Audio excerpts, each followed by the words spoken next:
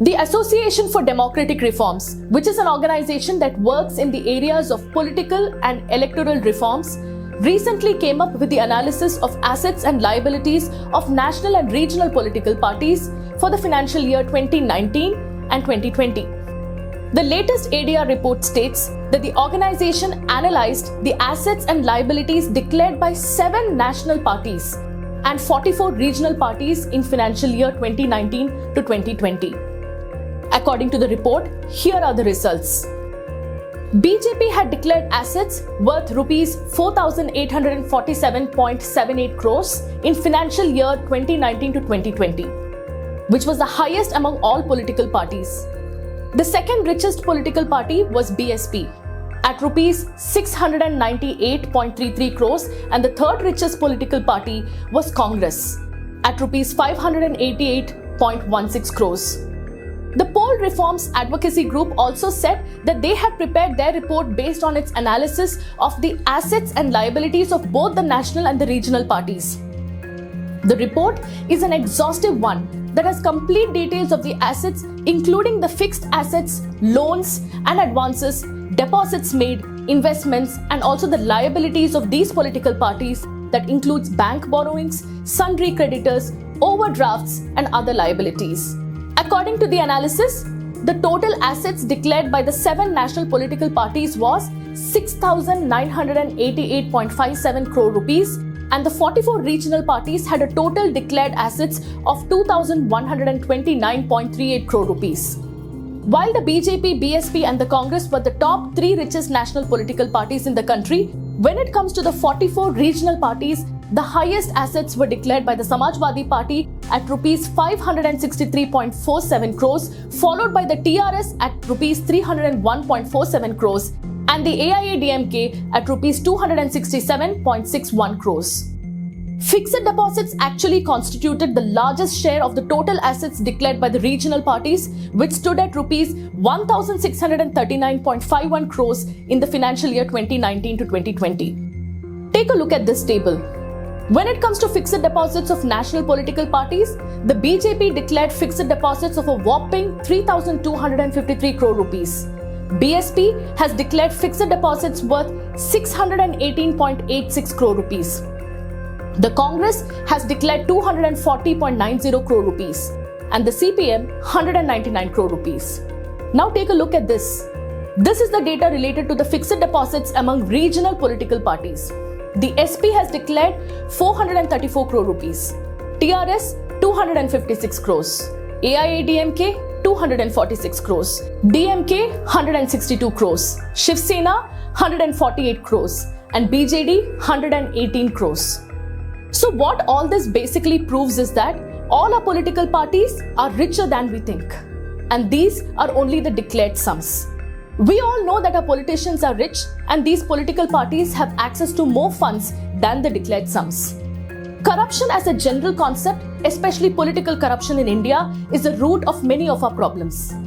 The recently released Transparency International's Corruption Index had ranked India at 85 among 180 countries in its Corruption Perception Index report. The report states that the case of India is particularly worrying. While the country's score has remained stagnant over the past decade, some of the mechanisms that could help rein in corruption are weakening. There are concerns over the country's democratic status as fundamental freedoms and institutional checks and balances decay. Coming back to the ADR report. While the report has gone on to enumerate how rich our political parties are, the document has also stated several important findings. It says, national and regional parties failed to adhere to the ICAI guidelines that direct parties to declare details of the financial institutions, banks or agencies from whom loans were taken. Details of fixed assets received as donation by the parties should be declared, but not all political parties have declared this information. Details of loans given by the parties in cash or kind should be specified, and if it constitutes more than 10% of the total loans, the nature and amount of such loans should also be declared specifically by the parties. But this has again not been declared by all political parties.